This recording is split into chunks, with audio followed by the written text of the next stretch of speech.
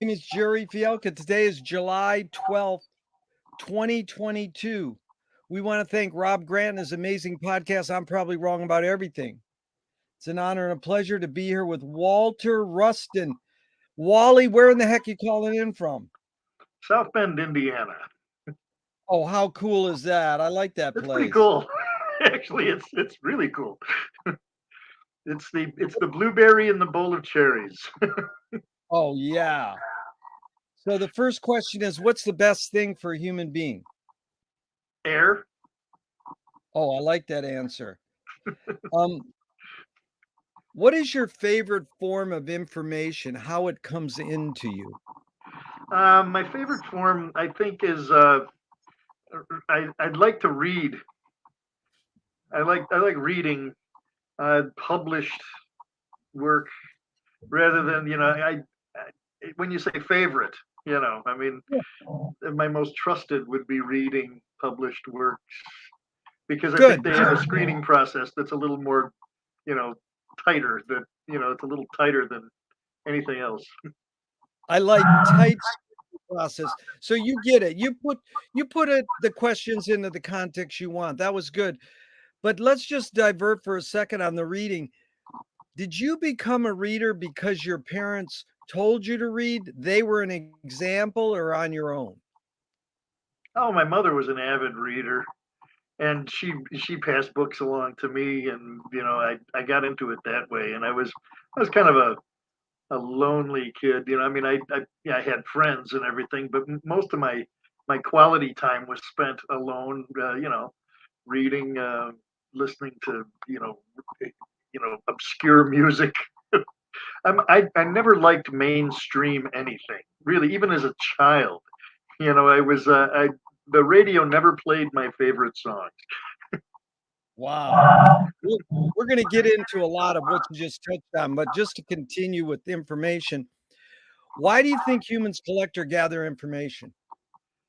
And for just edification, I think there's a lot of reasons that they do that, and some of them are very selfish, and some of them are very uh, community organized, community oriented. You know, Yeah, to get along better, to I like understand more. But then some of some of the things are just very very selfish. I mean, you read for your own pleasure and you gather information for your own pleasure.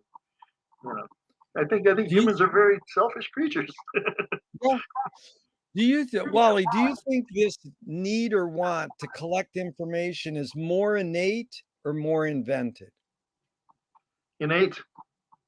I do Yeah, think it's innate. It's the curiosity, the human curiosity is just that's what has gotten us to this point, which is amazing where we're at. I mean, in the last just 100 years, think of what was going on in 1922 and what's happening right now, and what happened between 1922 and 1822. I mean, there was the differences are just explosive, just amazing. truly.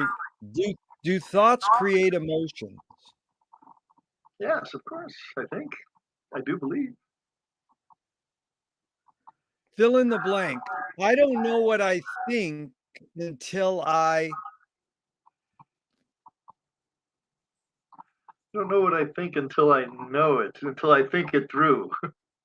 think it through, know it. That's good. Can humans think without language?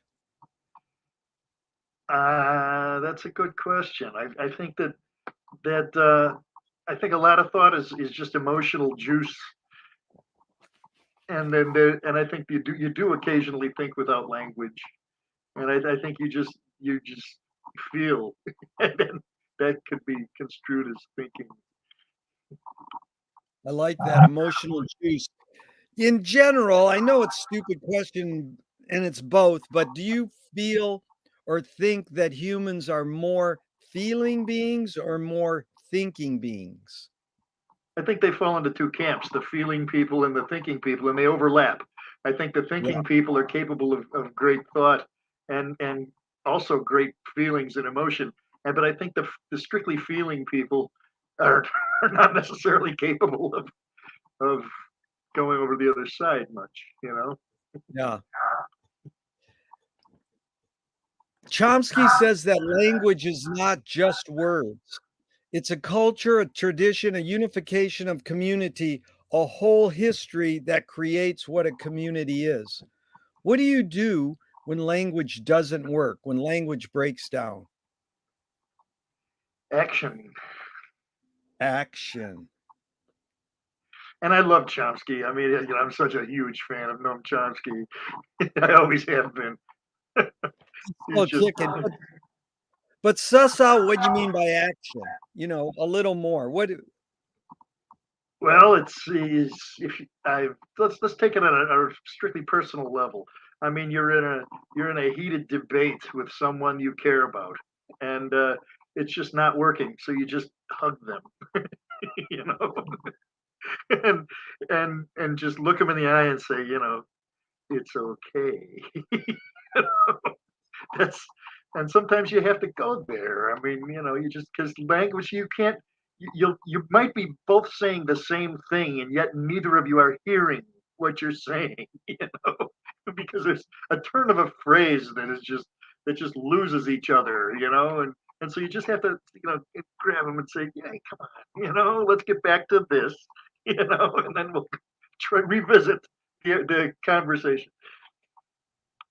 That was a great answer. In fact, a couple months ago, I asked that question to a gentleman and he said, "What do you do when language breaks down?" He said, "Group hug." Yeah, I mean, yeah, I believe that. Yeah, my my mom taught me that hugging is a healing force, that it's one of the most important things on earth. Pretty Oh, the pretty dang tactile good question. contact, yeah, I mean, physical contact is Yeah. These are two questions from Alan Turing, 1950s. Is thinking a function of the soul? I think so. I do believe. I Yeah. believe it is a function of the soul. I think it's the soul. I mean, if the soul is what defines us as individually ourselves, then how we think and our thought process it is really a function of the soul. I mean, we are, you know, we think, therefore we are. So, you know, The second Turing question is, can machines think? well, we do that for them. We I mean, even the greatest computer in the world, you know, it only has the information we give them. You know, I mean, they don't really go too far beyond as far as creativity goes. And I mean, they try to program that in, but it's very clumsy. It can't be really done, you know, properly. Wally, do you more pursue meaning or more pursue happiness? Because you asked that when I didn't hear you. Yeah. Do you more pursue meaning or more pursue happiness? I find happiness through meaning and meaning through happiness. I Yeah. really, I do. I mean, I think that's, you know, I think you can't separate them. More protect consciousness or create consciousness? Like, is consciousness there bubbling away and we're detecting it, or are we actually creating it? No, I think it bubbles away and we detect it because I mean, where do these thoughts come from? Where does the creative process come from? I mean, we don't solicit this. It just comes to us. You know, I mean, it's more like that. I mean, and I think there is the creative process we go after and we try to really pursue it, but you know, it can't be forced. That's You know, right. extemporaneous creativity can't be forced. It has to come to you. It's the muse, you know. Right. What's faster, speed of light or speed of thought? Huh. Uh, I'd have to say, I'm just illustrating that speed of light is faster. The poet Audre Lorde said you can't dismantle the master's house using the master's tools. Yvonne Rainer responded to her and said, you can if you expose the tools. What new tool do you suggest? Hmm.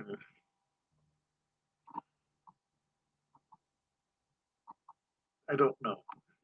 I don't know. I couldn't tell you right now. That's all right. What new toy do you suggest? Um, the squirt gun. That is a great answer.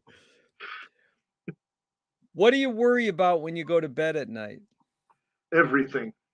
Ah, Absolutely everything. Everything. I'm what's I'm wired to worry. wired to worry? What's the difference between worry and concern? Um, I think worry is the manifestation of concern, but it's worry is more open ended and it's just more all encompassing. And I worry about everything. I just you know because I'm frustrated that I can't control so much that I Yeah. worry about everything. I worry about things that you should never worry about. I mean, things that are solid, concrete. I mean, that I should never worry about, and yet I find a way. Erotic. At least it seems like you got a good attitude about it. You're not beating yourself up, you're having fun. Well, I've always had a limitless capacity to laugh at myself and the folly that I go through on a daily basis. Perfectly ridiculous. Well, Blake I think Blake said, "The fool who persists in his folly becomes wise." Let's hope so. I'm still waiting. Marshall McLuhan learned from Ezra Pound, the poet, that artists are the antenna of the race. And when I say artist, I mean everything you've done: music, visual arts, journalism, comedy. So Pound said that artists are the antenna of the race. They're broadcasting and detecting the hidden psychic effects of our inventions so that we can learn to cope with what we don't like about them. So I asked you the question McLuhan probed his whole career. Why do we humans ignore the hidden psychic effects of our inventions, even though the artists are broadcasting them to us? Oh, because we just bang our heads against the wall. I mean, that's what we do as humans. We hit ourselves in the thumb with the hammer over and over and over again, and we never learn. We never look at all the lessons we've learned just in like from 1922 until 2022 that we pay no attention to whatsoever. Look at all the lessons we've learned, and we know better, and yet we persist. We just keep repeating it over and over again.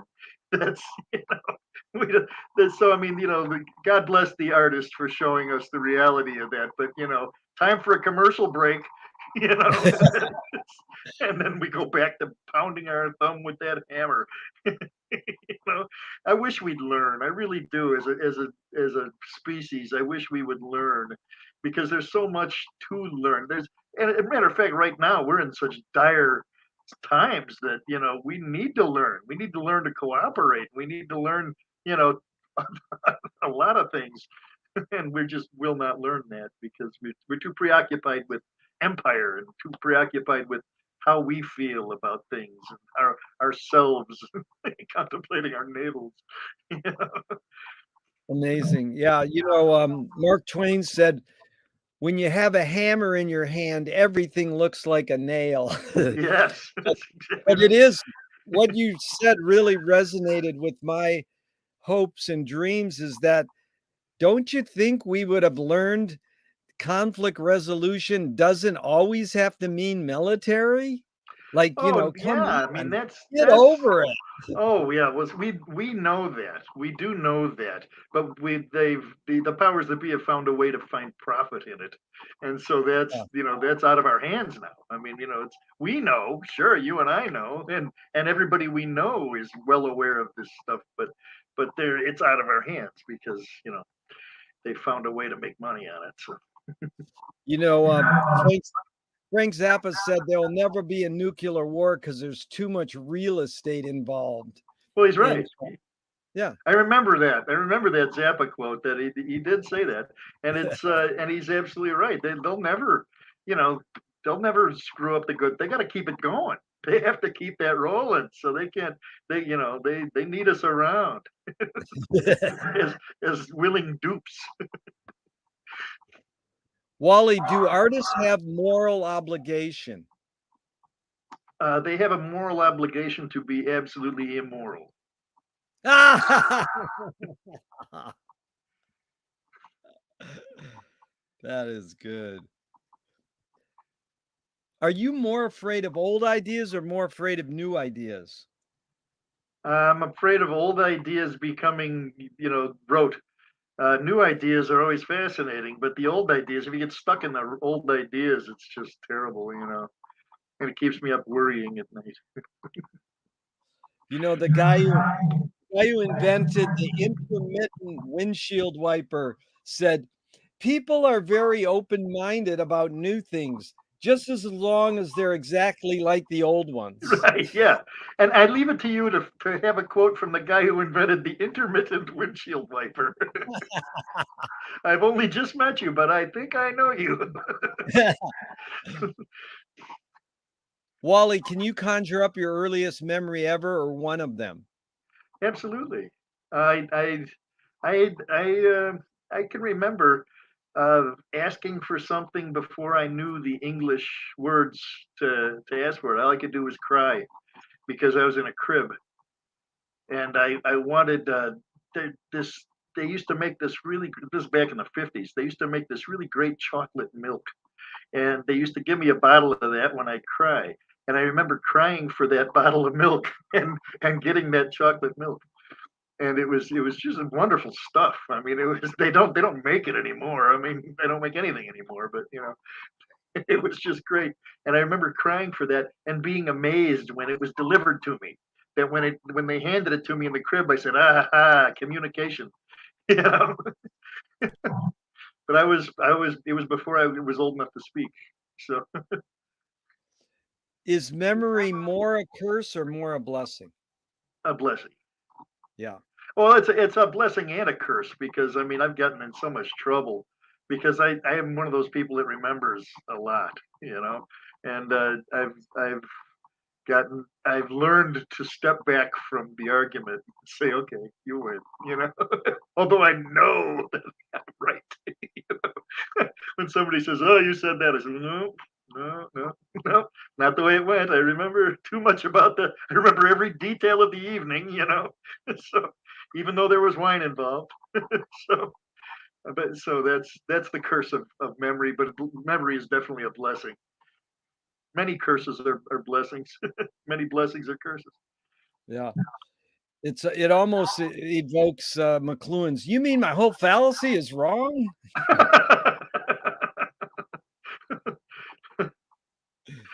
So, Wally, tell me someone within your immediate family and then outside your immediate family who had an impact on you like a role model, just briefly, and what specifically was that impact? Well, my immediate family had very little impact on me because I really didn't know them too much. I won't go into detail, but it was like I said, I was a lot of my time was alone when I wasn't with my friends, and I didn't have a lot of. I consider my personality an aggregate of everybody I've ever met, and I think my role models, if you will, are everybody that I've ever interacted with. And I've taken something from everyone because I had to learn. I mean, I was raised by my friends essentially, and so I had to learn, how to, what everybody's. Because I think that your parents, uh, they don't impart wisdom on you. I mean, you might fool yourself as a parent to say I'm imparting wisdom on my child, but you're not. It's nuance they look at. It's the way you light your cigarette. It's the way you laugh at a party. That's what you're imparting on your children.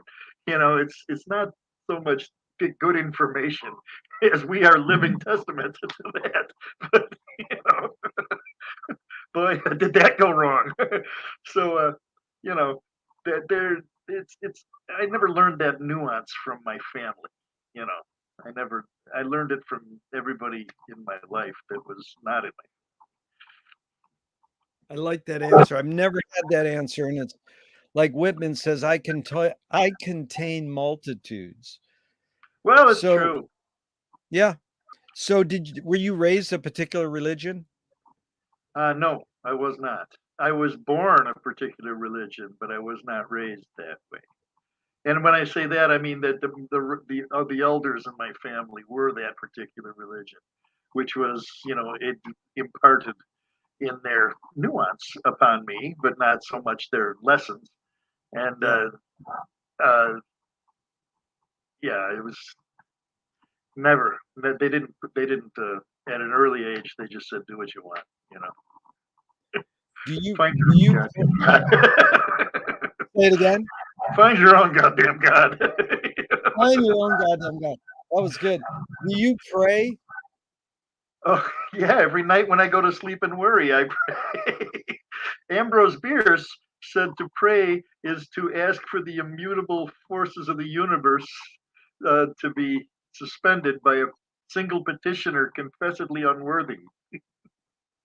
Oh, that is good. He's one of my heroes. Yeah, mine too. If God does exist, what would you like God to say to you after you die? Hello.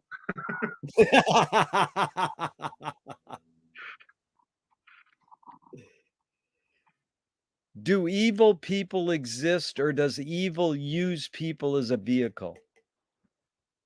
Hmm. Well, people change. I've known evil people to change, but I think that evil exists, and I think that it does use people as its vehicle. I think there's just inherent evil in the world, and it's evil is just all in our human condition. It's greed. It's the things that make us violent. The things that it's just part of our human condition. So if evil exists in the world, it's because of that we are the vessels and we are all capable of evil. And but I think it's as a human race, as humanity, I think that evil is more of our faults. It's just a reflection of our faults, like what's going on in uh, Russia and Ukraine right now. I mean, just not that unique, certainly not, but it's avarice, it's greed, it's just it's about one person having all the resources and just the suffering that they could just impart on everybody else so they can have all those resources, and that's part of the human condition, and that's Yeah. it's we all the countries of the world are just rooms in a big house, and yet we kind of tolerate one or two of them catching fire now and then, and it's just silly, and we do need to cooperate in this world. We need to have a whole reshuffling of the deck where we say that we need to be more of a cooperative society than a warlike society, or like a society that has all the resources going to one person. That's just over. We can't afford it anymore. We're hurtling towards destruction. On a lighter note, you know, but I just think that that's true. But you know, Yeah. Well, it's interesting in what you said. A lot of people say to that question that everyone's capable of being evil, but I liked you bringing up the word change because Lillian Hellman said, "People change and forget to tell you they changed." yeah, Which, it's true. yeah, You have to experience them. It requires experience. the hidden question really here is how do you advise someone to deal with an enemy? And I'm going to set it up with a few modern thinkers' thoughts on it. Alan Watts says, if you acknowledge your enemy, you empower them. Coppola stole from the mob and the samurais. Keep your friends close and your enemies closer. JFK said, forgive your enemy, but don't forget their name. And Fellini says, I need an enemy. So it's a lot of thoughts. The basic question, Wally, is how do you advise someone to deal with an enemy? But first, how would you respond to Alan Watts? If you acknowledge your enemy, you empower them. Well, I think we can't afford an enemy right now. We really can't. We can't. We had, our differences are not that great. And like I say, who's the enemy in Russia and Ukraine? And why? Why is that happening? It's because one person wants to control all the resources and he's stealing. And so that's what, and the rest of the world is responding to it in such a way that they're saying we can't afford an enemy right now because I mean we're in too dire a circumstance to be able to put up with this. And Yeah. so there's, we can't really afford enemies. And intellectually, I think we can overcome any differences that would make someone an enemy. you know I think that if you understand them and if they don't understand you, well, there you go. But you can only you know speak for yourself, I guess. But Yeah, I like that. Finding commonality in cooperation because Ram Dass used to say, I'm having a real hard time loving George Bush. It's like fill in the blank. I'm having a real hard time loving Putin. yeah, yeah, yeah. And that's something you have to deal with. You have Yeah. to you have to deal with it in ways that that stop that. But do you think hating is innate in humans or is it something we learn culturally? Oh, I think it's innate. It goes back to our days in the Stone Age. We had to protect ourselves from danger, and so we learned to have a visceral reaction to things that weren't quite on the up and square, and so that we carried that with us. Yeah. Although our intellects have developed over millennia, and we still deal with it with clubs and stones. James Joyce was the first projectionist in Dublin about 100 years ago. He basically checked out. He said, this is stupid. Why should I go inside a building and see a movie of a tree when I can go outside and see a real tree? Years later, Faulkner said, sometimes the best fiction is more true than journalism. Why do we have to recreate things in order to get them? Why do we have to go to a theatrical play of people acting out life? Why don't we just live life? Oh, we do live life, but then we go to the theater to see someone else's interpretation of it. It's that's we go there to see what does he think of life. We read books to say what is this person, what's his take on life. It's, I think, anyway. Yeah. So just walk us through your path a little.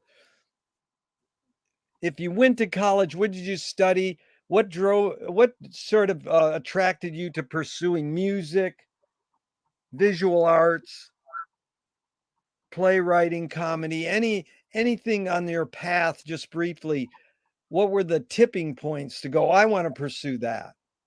Well, I was just naturally drawn to the guitar the first time I heard it. When I was just a kid, and then when the Beatles came along, everybody was playing guitars, and then I had my grandparents owned a music store, and they had these old 78s, in the paper sleeves, and I found a Mississippi John Hurt 78, and I said Nice. that's for me. And it was a guilty pleasure because while all my friends were listening to the Beatles and the Stones and everything, I was sitting there trying to figure out Mississippi John Hurt. And not telling anyone about it because I thought they'd laugh at me, which is why I couldn't be a stand up comedian because people just laughed at me. It's terrible.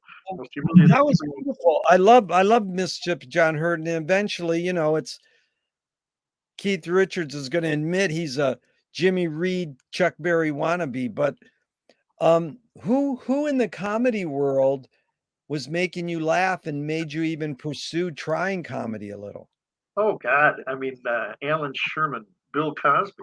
because back in the old days, I mean, in the early and mid '60s, you had those Bill Cosby albums like "Why Is There Air," and Alan Sherman with some of his musical stuff, and I mean, God, the list goes on. I mean, it was just everybody, George Carlin. I mean, and the writing of it was just exquisite, which is why I was really drawn to it because I could come up with these things. I could come up with funny things, and I was tacitly rewarded for this, with laughter. I still remember the first joke I ever repeated when I was probably 6 years old, and it was the reward, the instant reward, because I could make adults laugh, and I said, "Oh, this is great." I'm going to do this. Well, tell us the joke. Oh God, no, it's well, all right. It was a guy named Abernathy. He went in the Navy. All right, and I'll make it fast. Abernathy's in the Navy. They get word that his father has passed away, and so he's just despondent. He's in his room. He won't come out for months on end. Finally, they get him back out on deck, and they get a telegram that his mother has died. And so they don't know how they're going to tell him. And so the first mate has an idea, and he lines up everybody on the deck, and he says, "Everybody with a mother on the mainland, take a step forward. Not so fast, Abernathy." So, and That's good. I was 6 years old, and I was killing him with this joke. I was just, That's funny. What's the function of laughter? oh, it's a release. It's like the function of sex. It's a release. It's like crying. It's just the catharsis, this ultimate release of energy and pent up negativity. Yeah, Gurdjieff said the function of laughter is the reconciliation of yes and no. And I love it because you might have been influenced, like I was, by Alfred E. Newman, Mad Absolutely. Max. And And he Gurdjieff. said, and Gurdjieff, both of Yeah. them. And Alfred E. Newman said, the English language is the only language where a double negative is a no-no.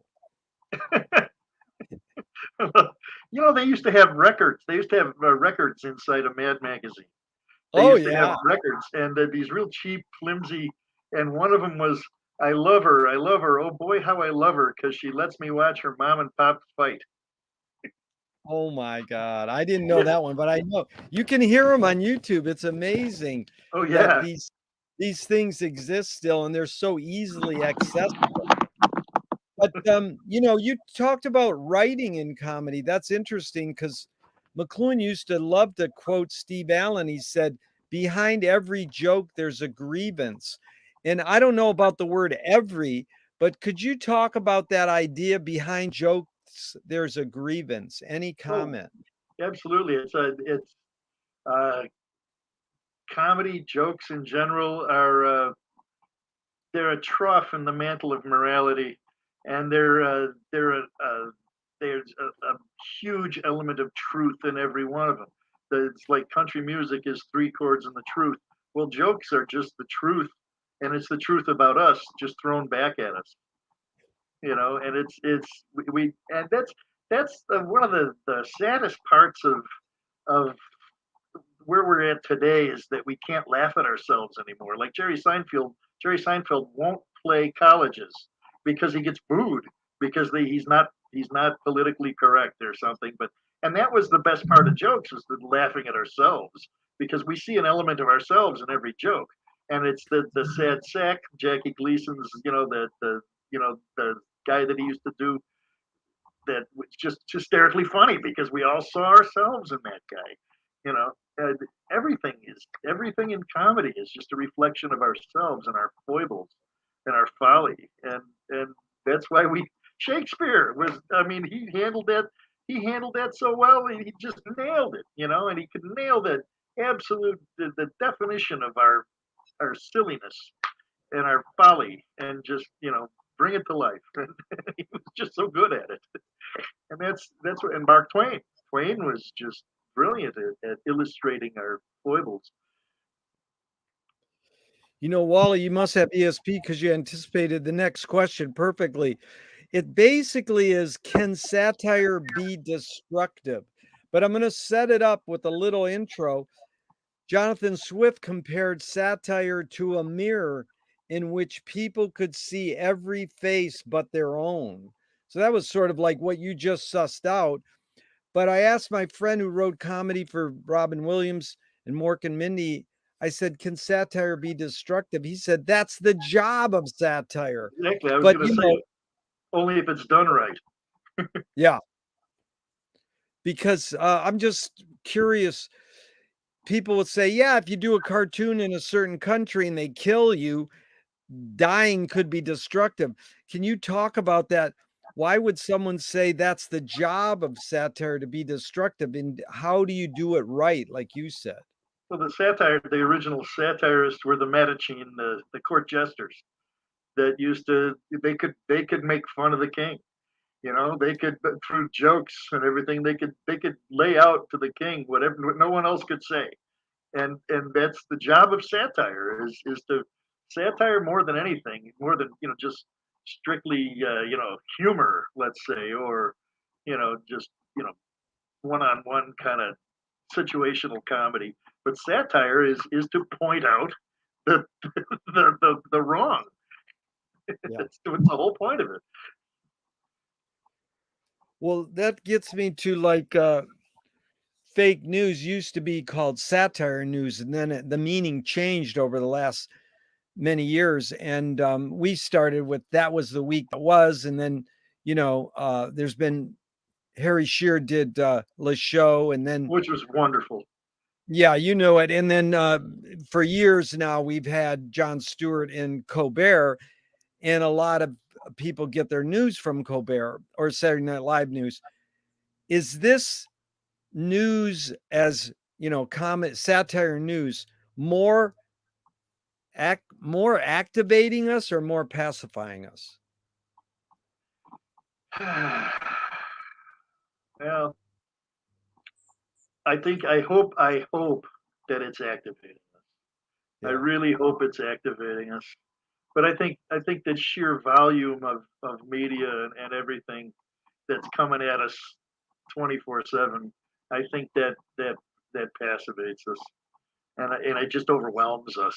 And it just, it's like being at this huge banquet. You've just eaten everything and nothing appeals to you anymore.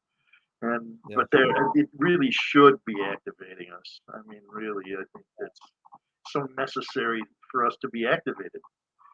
Yeah. It's like Jean-Luc Godard told Michael Moore when his film Fahrenheit 9/11 was premiering at Cannes. He said this film is going to help Bush get elected. And it didn't help Bush get elected per se, but it galvanized pro-Bushers. So same thing with all these political docs we've had over the last 20 years. Is it the same thing as that? Do you think they more activate or pacify us? Well, again, I'd say that there's just the volume of it that pacifies us. I think the volume of it, and because there's so much to point out.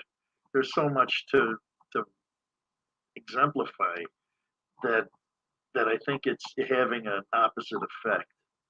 I think we've looked at, the images of the horrible automobile accident so much that we're inured to it. It just doesn't bother us anymore.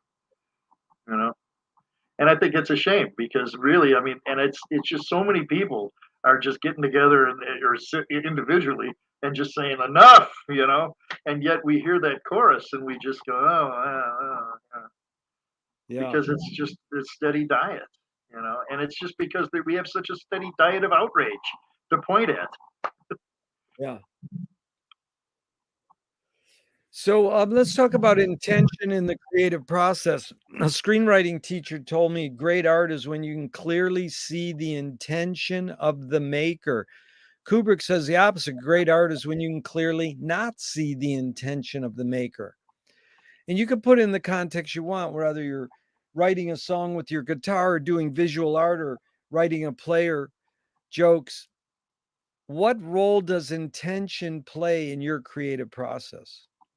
Well, you want to be, you want sincerity to ultimately come out, and even in comedy, sincerity is very important, and I think that intention is is huge. I think you have to show your intent, Yeah. because it's especially in writing, especially in like fiction writing, that's you can't really show your hand, but to you know your intent must be known. You know, Kubrick Well, though, I let's mean, Kubrick could get away with that because I mean he had a unique take on things. yeah, I think it's easy for him to say that. I think he definitely had intentions, especially in regards to the word you use, sincerity. I think he wanted to be authentic, but it's that ambiguous. He doesn't want to sledgehammer you with the message. But I'm curious, let's say writing, put it on writing. Marcel Duchamp said there's no art without an audience. How much do you think of your reader when you're writing? I I think of the reader in the editing. I don't think of the reader in the writing. Um, and that's yeah, the writing is all pure, brain squirts, and then when you go into the editing, then you're thinking of the reader, and you're thinking of the editor, and you're thinking of all that.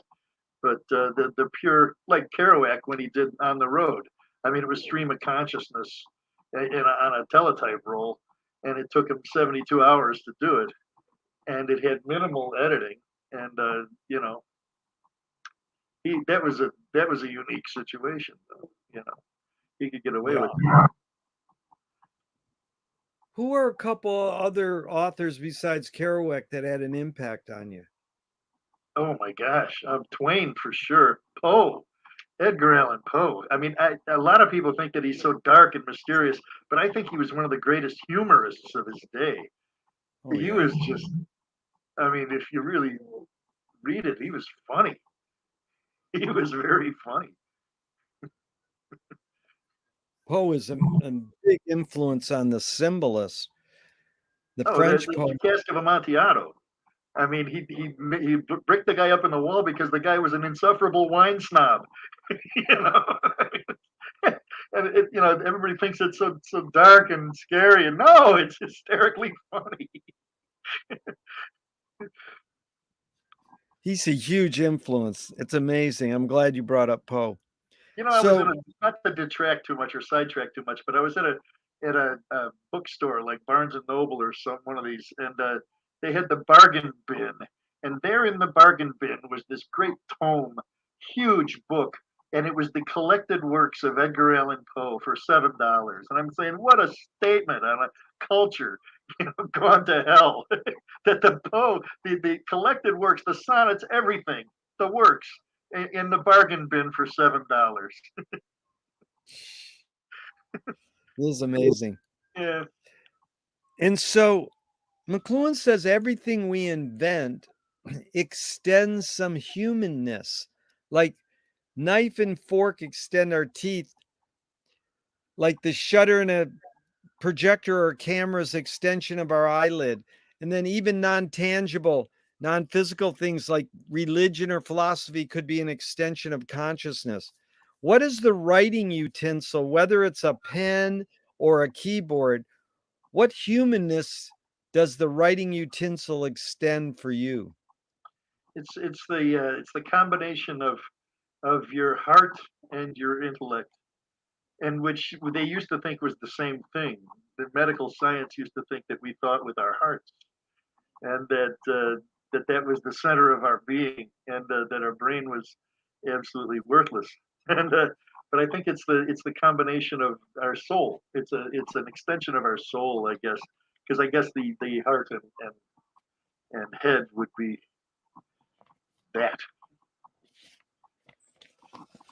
Well, again, Wally, you have ESP because you anticipated the next question. If we could go into music, a friend of mine says the three tenets of music are technique, theory, and taste. And Dave Liebman, the great jazz saxophonist who played with Miles Davis, has similar. He said it's hand, head, and heart. So head could be like theory. You know what you're doing, what chords it's in. Hand could be technique, like you know how to do it. And heart could be taste. In regards to taste, how does one acquire taste?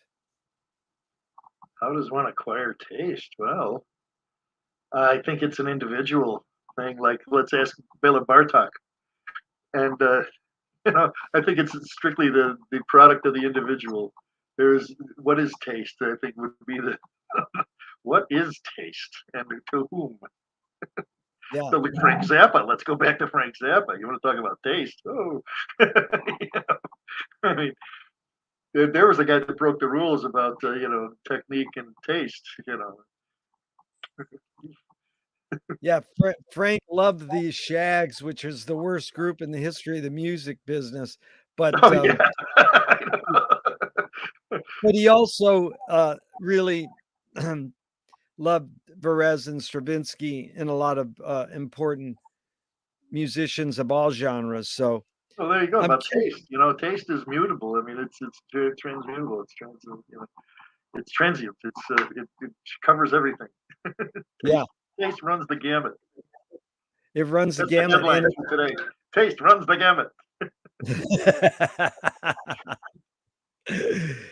It's funny because McLuhan also said this thing about song. He said, song is slowed down speech.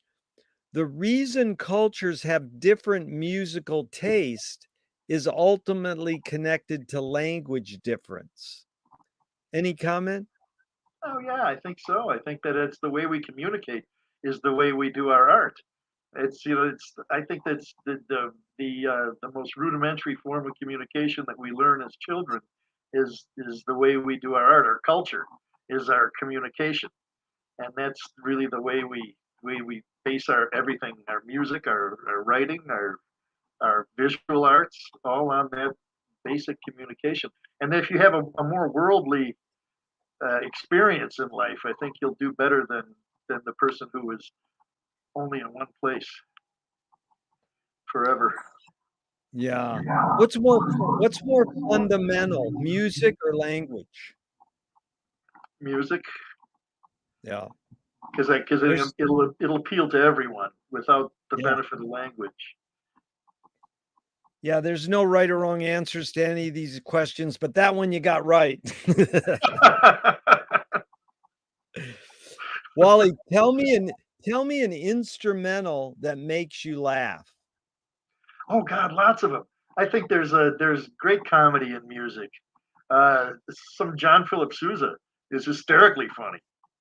That's a good answer. I've never had that answer. Oh yes, it's so conceited and just self-aggranding. It's just some John Philip Sousa is hysterically funny, and oh God, there's a I can't think of anything right off the top of my head, but there is great, hugely funny music that isn't meant to be necessarily. It's just funny. Yeah, that's a good answer. I've never Parts gotten of the to John Philip parts of the Sousa. Danse Macabre by Saint-Saëns is funny. I mean, it's just, Yeah. and I think it's meant to. I don't know. It might be meant to be. You know, what you really evoked there talking about art was McLuhan loved to say the Balinese have no word for art. They do everything as well as they can. Yeah, And that's great. isn't that a beautiful? But That what do is you that's think? great. What do you That's think the motive of the cave artist was? the news. I think it was the news. I think they were trying to communicate what they saw and try to tell the people that were left behind because not everybody went out on the hunt, you know. And I always thought that I always thought that they were just trying to record what they saw. So in a way, it Yeah, was kind of like the news of the day. that's good. I like that. News of the day. Um, you know, they just wrote up Yoko Ono in the New Yorker. If you haven't read it, it's an amazing article. But I'd like you to respond to this, or just tell me your reaction to this comment she made. The job of an artist is not to destroy, but to change the value of things. And by doing that, artists can change the world into a utopia where there is total freedom for everyone. That's kind of wishful thinking. But that's very. I love her for that, but it's really when she said utopian, I think she nailed it. Yeah. To change the world into a utopia. I guess Amazing. you I guess you can do that in the brief moment that they're observing your art, but I don't know Yeah. about changing the world into a utopia. Otherwise, it would have been changed a long time ago. Yeah. And it's like, how much does she? I mean, I really respect her for this, but every year she takes a full page ad in the New York Times that says, peace is possible or some world Uh-oh, peace. dogs are barking. Hello. Oh, my wife just got home. You So know, anyway, some she puts out big bucks, and she's got a lot of bucks to put out a full page ad in the New York Times to promote peace. And you yeah. wonder how much, is it preaching to the choir or whatever? But there's another quote about art. I'm curious your reaction. And it's a poet, Fanny Howe. She said, "The point of art is to show people that life is worth living by showing that it isn't." Hmm. That's who was it? Yeah, right along those lines, like George Carlin said, "Life is worth dying for." Yeah. Can you forget to die? We'll see.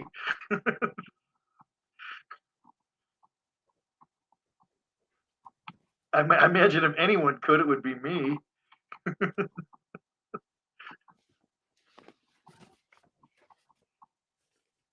What's more important, conviction or compromise?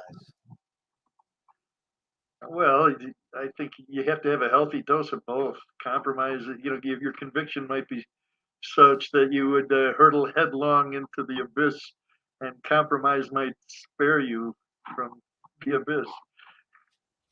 But your convictions are very important. I think your convictions are what makes progress in the world. Yeah, Compromise is what keeps you alive to do it again. yeah. Is ambition based more on fear or joy?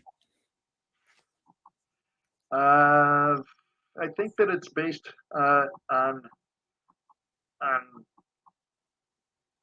well, fear or joy. Let's revisit that.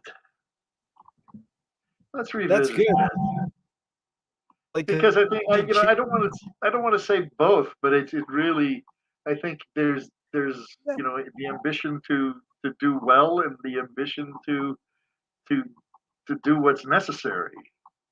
yeah. What's interesting because I changed the wording on the question, and I just thought for an experiment I'd go back to the original wording, and that's what I asked you, the original wording. But I changed it a couple years ago because William Friedkin, the director of The Exorcist, said in Hollywood, luck and skill have nothing to do with it. It's all ambition. Yeah. And so here's how I changed the question. I would say, in your accomplishments in your life, how do you rate these elements, luck, skill, and ambition? What played the biggest role, second and third? Oh, for me, it's because I've jousted many a windmill, and so for me it's been luck in a lot of ways. I've I've lucked into things because my skill and ambition were not answered.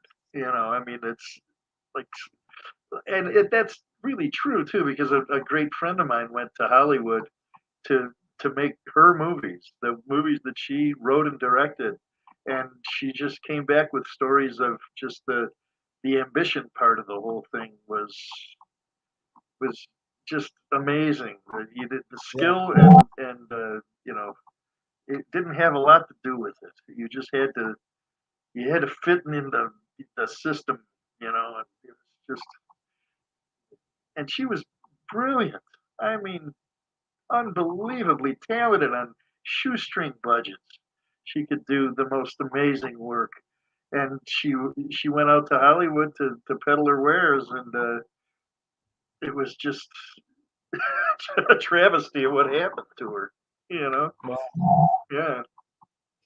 But it's funny because Gary Player, the golfer, says the more you practice, the luckier you get. Well, yeah, yeah, and you do make your own luck, I suppose. So when I answered Yeah. that question with luck was because I've fallen into things, I think this is my first go round in life because I my direction is unclear. I tend to meet people or fall into like water finding its own level, you know, and Hmm. then I go with that, and it's been great, that it's worked for me very well, and you know I'll meet someone and like somebody will say, "Hey, you got to go to this audition. You just got to do this," and I'll say, "Okay," and I'll go there, and this whole ball will start rolling, and this adventure will happen, and that's the way I've gone in my whole life. I've I've just blundered into things. Sounds like go with the flow. Yeah, but I don't even know what the flow is.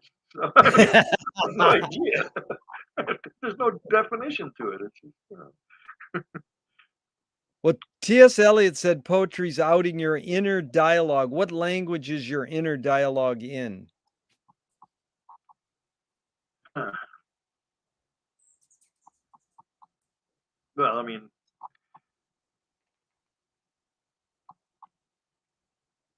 my inner dialogue is in just the language that I speak. It's from my heart. So Yeah, it's in the language of my heart. that's good. Two of my film heroes have a similar attitude. George Manupelli says, ignore yourself. Jonas Mika says, there is no self expression. And Cecil Taylor, the great jazz pianist, says, I'm just a vehicle and this stuff just comes through me. Yes. Is art making more self-expression or more your vehicle for whatever technology, culture, environments are dominant? No, it's. I agree with the latter. I'm just a vessel, and this stuff comes through me, and it's beyond my control. It's absolutely beyond my control. I appreciate it, and I hope it never stops. Um, but it's just not something that I seek.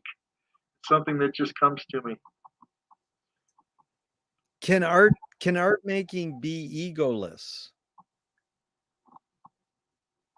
I think it's generally egoless. I think the purity of art making is without ego.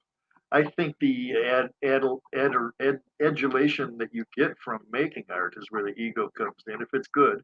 And I think that the making of art is generally egoless for me anyway. I can only speak for myself, but I mean, I think for me, it's without ego. It's it's complimentary. I mean, when I'm doing it, I feel a sense of good accomplishment, but I don't know if that can be construed as ego. Uh, you know, I think the ego comes in later at the marketplace. Was Freud right? About which, You answered a question with a question, you win. That's what this is all about. No, I mean, just in general. Was Freud right? Yeah. Yeah, but I mean, he had so many things. You mean that a cigar was just a cigar? Yeah, that's a good one. Yeah, you put in the context you want. Is perception reality?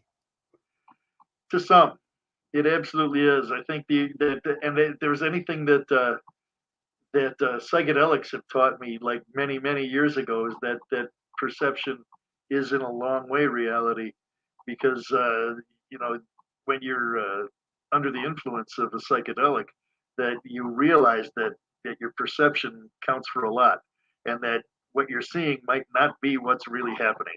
and it helped me in my early days overcome a lot of neurosis and what have you. Because I mean, I never entered into it for kicks. I entered into it for an expansion of consciousness and to learn something. And I learned that perception is certainly goes a long way to convincing you of reality, and that you should not get married to a single outcome, and that you should uh, question what you're seeing, you know, and don't go with your initial gut response, because sometimes it's you know just terribly wrong. So Yeah, that's like almost contrary to Allen Ginsberg, first thought, best thought. yeah, well, that's I think he was applying that to his writing, wasn't he? I'm not sure, but Yeah, he was. probably. Yep, you're right. Yeah. But it's funny you brought up psychedelics because McLuhan was crossing the border once and they started hassling him and said, "You're a friend of Tim Leary. Where's the LSD?" And he says, "I don't take, he doesn't take LSD." He says, "But my friends who read Finnegan's Wake out loud with a group of people say it's like taking LSD." And so this is where McLuhan broke the Finnegan's Wake code by revealing that artists dream awake. And not to be elitist, but everybody can create these amazing scenarios while they're sleeping at night. But artists also do this while they're awake. They dream awake. Have dreams played a role in your creative process? Absolutely, and my creative process have conversely played a role in my dreams.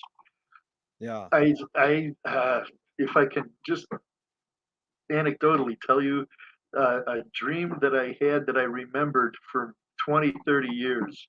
And the dream please. was that I was in a movie theater with my friends, and we were talking, and the movie would come on, and we'd look up at the screen and it would go blank. And then we'd start talking again, and the movie would come back on, and we'd look up at the screen and it would go blank. And so I decided I was going to straighten out this projectionist. And so I went and I was banging on his door that ostensibly led up the stairs to the projection room.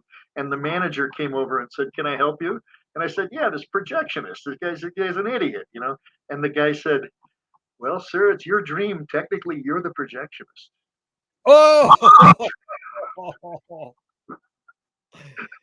that is amazing. And then I was like all embarrassed, and I'm going, "Oh well, yeah, I knew that. I knew that." You know? Yeah, I like the key word is technically it's you are the projectionist. You're the projectionist. You know, I've studied experimental film for 50 years, and I really love that because George Manupelli, who started the Ann Arbor Film Festival 60 years ago, he had a film called Film for Broken Projector Lens. You know, Oh wow. and then, you know, it's endless what that, you know, staring at the screen. I mean, another good example of that was Derek Jarman made a film called Blue, which was just blue leader for 90 minutes, Yeah. you know, and then voices talking about AIDS. But I always thought, finally, I'm going to see the ultimate experimental film. But that whole idea of the difference between what is projected on the screen and the screen itself, you know, that's two Yeah. different things. That's In right. fact, Buster Keaton really explored your dream in a way in his film, Sherlock Jr., Oh yeah. where he plays a projectionist. It really is an amazing dream you had there. And funny thing is I don't ask that question that often. and I usually have an addendum and say, "Could you briefly describe a dream?" And I started out with it. you just offered it without me even asking. Wally, why is it so difficult for humans to consider the possibility that life may be pointless? I'm not saying life is pointless. I'm saying, why is it difficult for humans to consider the possibility? Well, we've got too much invested in it. We got way too much invested in it. We have to. Uh, it's it's it's well, and I'll give you an example. It was like Cal Ripken Jr. some years ago. He showed up for his 2000th game. He played in his 2000th game, and in the seventh inning, they stopped the world, and they trotted out a brand new Corvette, and they had a little ticker tape parade for him around the field. And I said to myself, I said, "Where's the parade?" I mean, here's a guy, Cal Ripken Jr., a baseball player who only plays when the weather is nice. He plays a game that he's paid exorbitantly for. So I mean, it's for him to show up for 2,000 games is it would probably be the greatest thing in the world for him. But now where's the parade for the guy who gets up before the sun in 30 below zero, goes out to a car that may or may not start to go to a job that he hates, all to keep a family that hates him happy. I mean, where's the parade for that guy? Yeah. Yeah, it's pretty amazing how we salute these celebrities and, build them up as gods. Yeah, But I mean, that guy goes out there every day because he's invested in life. He can't get out of yeah, it. you know? And life is pointless. I mean, unless you're a Nobel laureate or you're doing something to change the world. I mean, and everybody changes the world in their own way. Every interaction you have with every person changes the world, but nobody realizes that.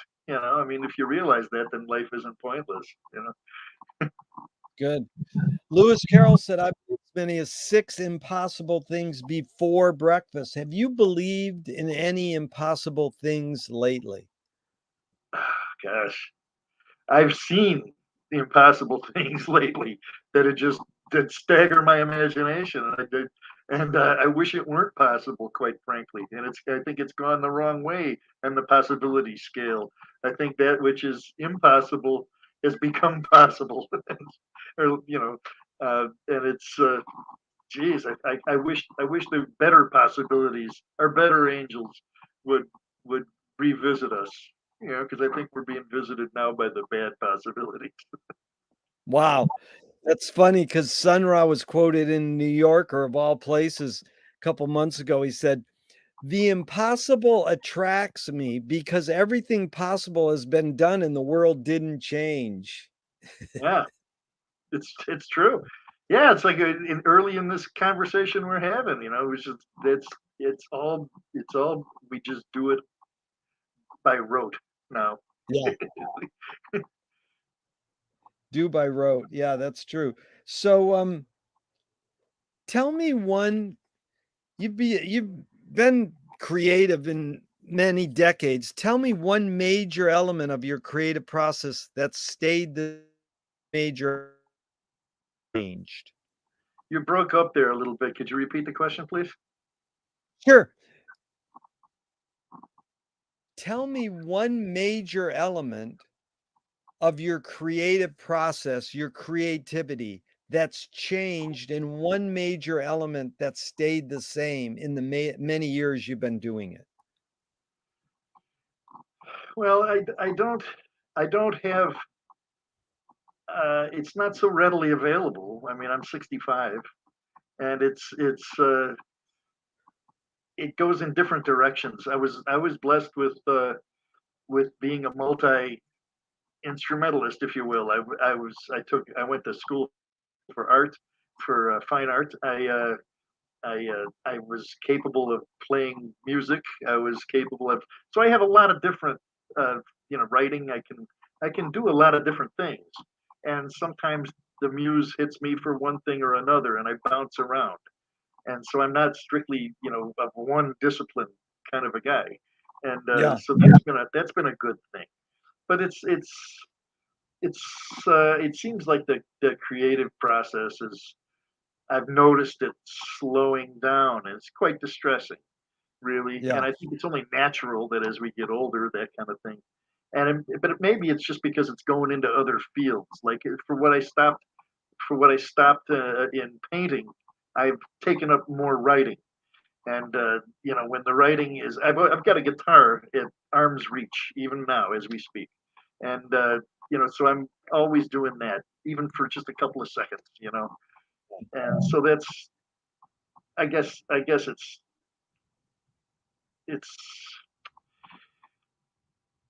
I just fear that it's going to slow down too much, Yeah. because I really love it and I enjoy it. Yeah. And I think a lot of it has to do with how you live. I mean, if you live in a bit of a rut, if you're in a bit of a rut, in life, then the creative process slows down. Yeah. And I've been in a bit of a rut. I mean, it's okay. I come out of the rut. Good. Good. So Moshe Feldenkrais works with healing and movement.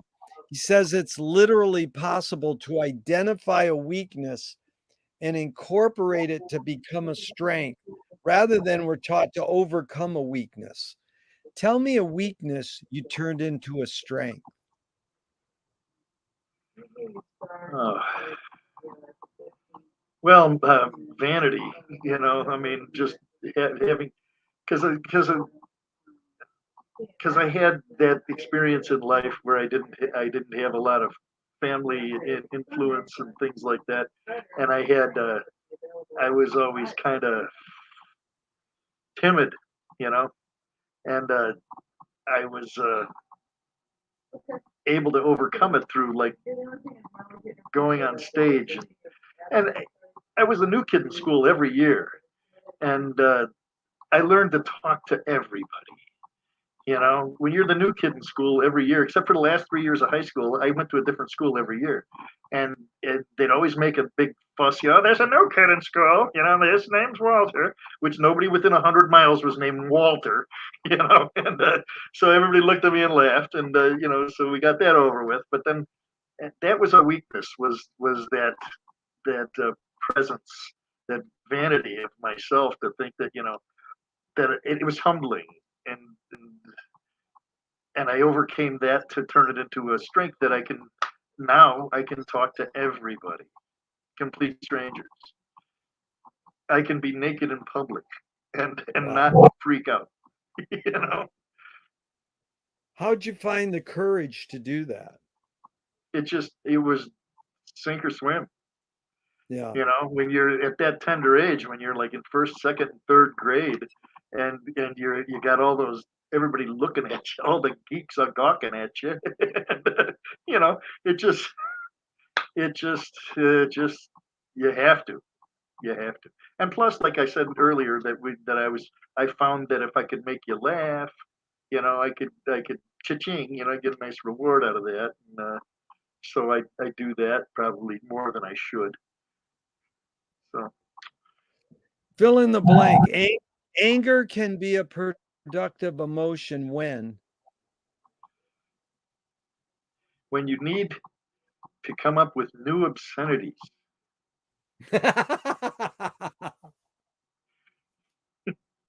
That's good. in some of my angriest times, I've cracked myself up by making these combinations of this litany of obscenities that are just so creative, and I amuse myself. you know? That is a great answer, Walter. I've never had that answer. What's the most significant difference between men and women, physical aside? According to my friend Augustine, absolutely nothing, and I trust him Yeah. because he'll tell you that it's a myth. Yeah. And I read one of his books was one of the myths of sex and race and and there is no difference really, and it's all cultural. It's all Yeah. cultural in what we've been taught, but our base instincts are the same. Well, kudos to him for introducing us. Thank you, August Fuentes. And so, what caused matriarchy? What caused matriarchy? Yeah. The failure of patriarchy. You think so? Oh yeah. But didn't Look where matriarchy come patriarchy has first? got. Pardon me? Well, wouldn't you say matriarchy came first? Oh well, yeah. I mean, that's the that's what we're first exposed to as far as nurturing and what have you. I mean, the women do all the heavy lifting. You know, I mean, that's just the men are just. I mean, we have time on our hands. I mean, the women have to nurse the children. They have to set the culture. You know, they have to do all this stuff. The men, I mean, they just got we got nothing to do. That's why we have skyscrapers and space programs, because we got nothing to do. I mean, let's make a rocket ship. I mean, the women do all the heavy lifting. I mean, there's no question. They're the essential human. The men are just there to provide the seed. I mean, basically, as far as our interaction with women go, I mean, it's you know because I mean we're clumsy at all that stuff. Well, it's a theory. I'm not saying I agree or disagree with it, but it's similar. The word mafia begins with the letters MA because women run the world, but they let men think they run the That's world. exactly right. That's exactly right. I mean, every quip or quote is always attributed to Winston Churchill. I mean, if he said everything Oh, that if he would that was attributed to say he'd have to be triplets. But they of course this was attributed to Churchill, but they said that in 50 years women will be running the world, and he said still. oh my God, that is good. But I I don't know if it didn't know. was Churchill or not. It probably wasn't. But But the cool thing is on WikiQuote, they have that thing at the end that says misattributed. So ah, it doesn't matter. It's more like the thing about quotes to me is one, it really it's good to credit it, but it's more important to change it and take it farther. Like we're standing on the shoulders of giants, and we, like Echo said, we can look farther or flip the quote into a new epiphany. So, the main one McLuhan got from Churchill was Churchill said, "We shape our buildings, then they shape us." And yeah, Marshall changed it to, "We shape our tools, then they shape us." So that's right. that That's was right. good. Because I love if trowels weren't pointed, if forks didn't have tines, if it's our tools are really they speak of our culture and yeah. our heritage and So our there's limits. a Yeah, our limits too. Well, that's again, McLuhan said, if you don't study the effects of technology, technology will, rule you. You have to study them, but that's mostly we just embrace it. And it's funny because this quote goes along with that. I'm curious your thoughts. It goes, "You create what you resist." Bob Goldthwait, the comedian, morphed it into, "You are what you hate." James Joyce said, "It's a curious thing. How your mind is super saturated with the religion in which you say you disbelieve." And Louis Buñuel nailed it. He said, "Thank God I'm an atheist." So Yeah. I'm curious your thoughts, Wally, on this one. You create what you resist. I don't mean you, Wally, but just in general, one creates what one resists. Oh, absolutely. I mean, that's yeah. I think well, we kind of we kind of touched on that briefly in the early parts of the we do that. We create what we resist because, like in again with satire, it points Yeah. out our foibles and our follies, and we are eternally just trapped in folly, and then we just keep the cycle of folly going, and we're all part of it. Yeah, The world's a stage, and we're just merely players, and that's we just keep this going, and that's good. And it's yeah, thank God I'm an atheist. I love that quote. That is great, isn't it? Buñuel, yeah. How do you find peace of mind? Oh God, I wish I could. I just don't. I just don't. I gave up. I gave up. If you were walking down the street today and you met yourself as a 12-year-old, what would you say to your 12-year-old self? Run!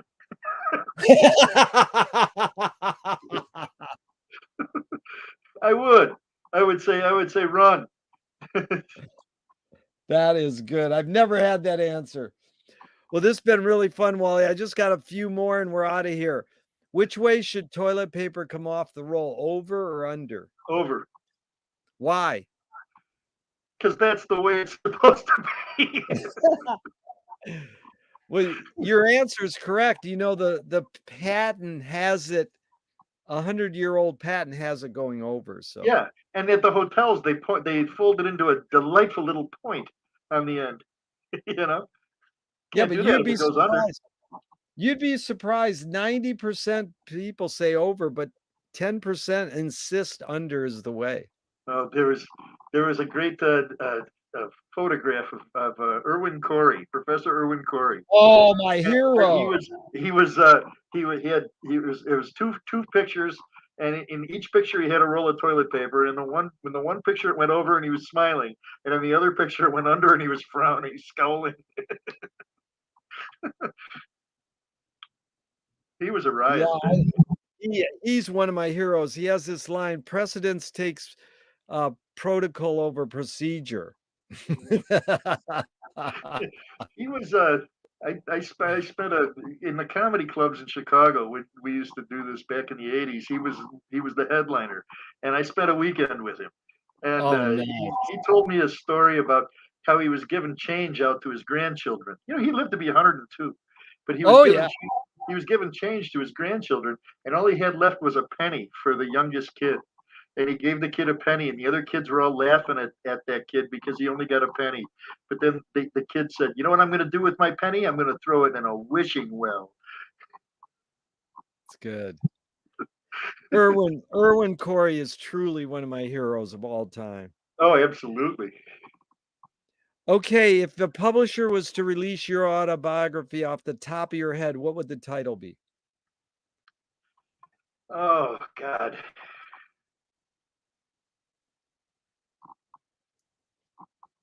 I don't. Geez. A life examined. They want to send A life over examined. a life over examined. That's good. They want to scent the glue in the binding. What smell? Lilac. Nice. They want to have a color other than black on some of the ink. What color? Uh, I think red ink would best describe my condition in life. Nice. If a statue was built in your honor, where would you want it displayed and what would it be made of? It'd be made of bronze, and it would be in the town square in South Bend. Nice. And it would be me shaking a cocktail. Oh, nice. That is, I should add that. And I don't, I should add that. What is the statue doing? That's good. Yeah. Shaking a cocktail. Shaking a cocktail. Good. That's what I've been doing this for 40 years, so I can expand on the questions. I always want them to grow. It was like I kept myself alive with bartending for a long time. You know, bartending is like being a shrink, isn't it? Well, some say. I think it's more of a controlled skid on black ice. You flatter yourself to think that you're in control, but one little overcorrection could send the whole barn dance creep show. And you got to be really careful. You can't flatter yourself as a bartender. You have to be very real about what's going on. Because I mean, Wow. and I was in the high end places. I was in the very high end joints, and the white tablecloth, and but still, I mean, there is a commonality about taverns and bars, from the white tablecloths to the dive bars. There's an absolute commonality, and there's no hierarchy. There's at the bar, everybody's equal. There's no boss, there's no overlord, there's nobody that's gonna, if anybody judges you, that's their tough luck.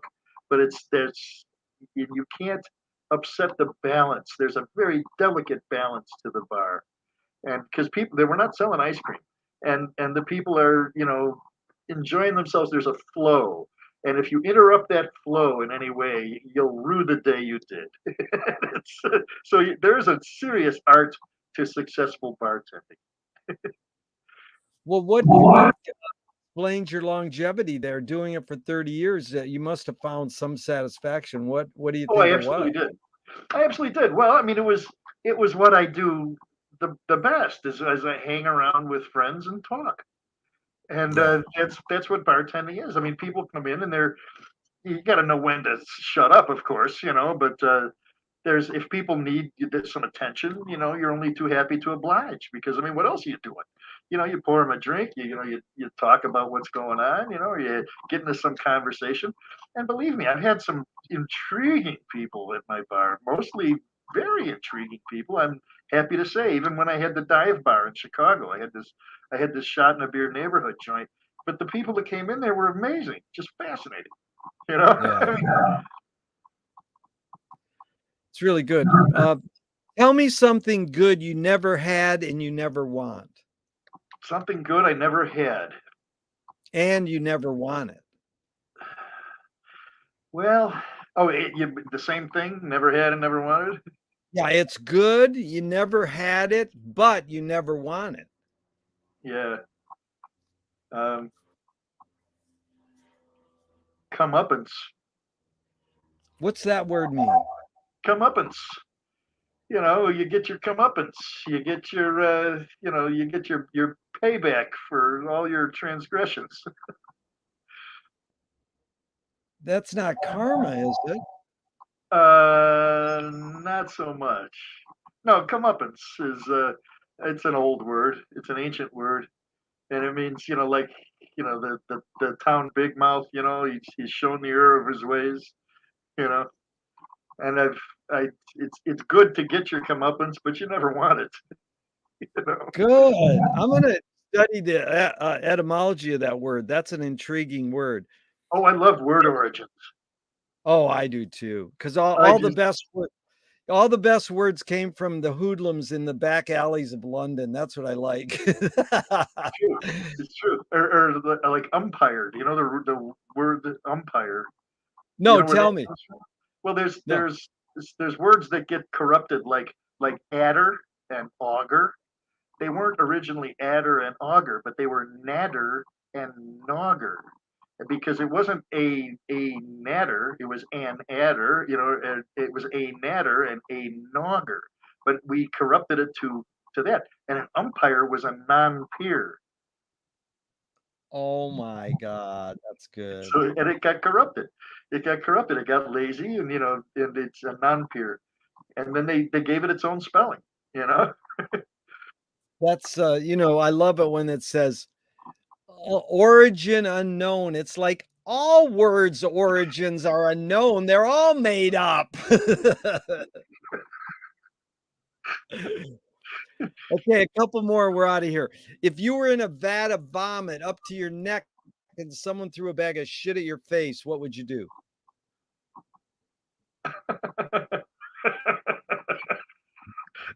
I'd seriously wonder how I got into that situation. That's one of my favorite answers. The guy said, I would never be in a situation like that.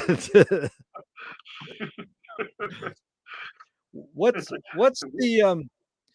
the cultural shift you see developing today that inspires you? I think that there's an awakening and of of activism. What we were talking Yeah. about before. I think that people are starting to get to the point where they're restless, and they're not happy with things as they are. And I think they're getting to the point where they've had enough, and I think that's really healthy. And it Yep. does inspire me to join the cause. I mean, we did it once. You know, we stopped the war and got the president fired. You were there. So I mean. I love it. Thank you. 2 more. Thornton Wilder said, "Art is confession. Art is the secret told, but art is not only the desire to tell one's secret, it's the desire to tell it and hide it at the same time." Wally, you laid your cards on the table for over 90 minutes. I'm not insinuating you haven't already answered this, but what's it really all about for you? Uh, it's just all about the joy of life. Yeah, It's all about, you know, interpersonal relationships. It's all about the conversation. It's all yeah, about just digging the being, the yeah. bebop. Digging the bebop. That is cool. That sounds like one of my heroes out of Chicago too, Lord Buckley. Buckley. Oh God, yes. Lord Buckley was one of my heroes as well. Yeah. He said, the, he the said, man. dig, dig infinity. Yes. Dig we must. Okay, last question. Really been an honor and a pleasure, Wally. I Well, really thank you. appreciate it. It's What mutual. gives you what gives you the most optimism? Just waking up every day into the world. It's just I don't want to sound Pollyanna about it, but the most optimism is that everybody's got a second chance. Everybody's got a chance to start over every day, and you can right the wrongs, and you can, if you just want to, if you're involved and invested, you can be better. And I think that everybody, and I think that's one of the things that inspires me the most. I think that everybody is really trying to be better these days. I think the younger generation really wants to be better people, you know, and I love that. Yeah. It reminds me of one of my favorite lyrics. Clarence Fountain and the Five Blind Boys of Alabama. They've been together like for about 60 or 70 years singing music. And the line goes like this: I ain't as good as I ought to be, but I'm getting better every day.